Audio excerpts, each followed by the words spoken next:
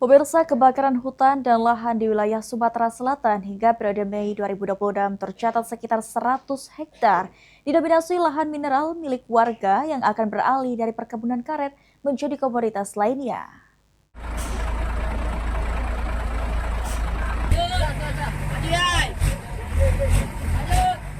Puncak kemarau yang diprediksi akan terjadi lebih kering akibat dipengaruhi fenomena El Nino menjadi perhatian serius Manggala Agni.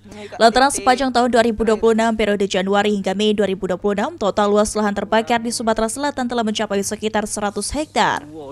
Kepala Balai Pengendalian Perubahan Iklim dan Kebakaran Hutan dan Lahan Wilayah Sumatera, Ferdian Krisnanto mengungkapkan, lahan yang terbakar masih didominasi oleh lahan mineral milik warga yang akan beralih dari permukiman karet menjadi komoditas lainnya.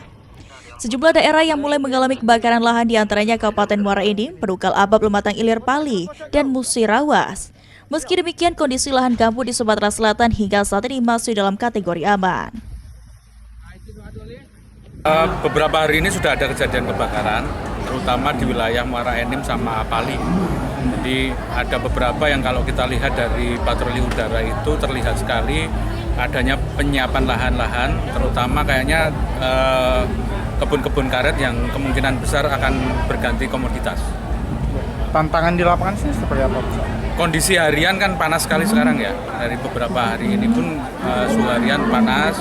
Kemudian kalau dari prediksi teman-teman BMKG kan kita sudah mulai masuk ke arah El Nino. Jadi itu yang menjadi kewaspadaan kita.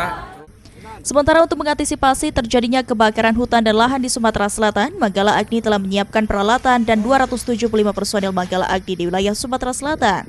Namun, apabila puncak musim kemarau berpotensi meningkatkan kebakaran, maka akan dimobilisasi dari seluruh wilayah Sumatera dengan total mencapai 1.074 personil.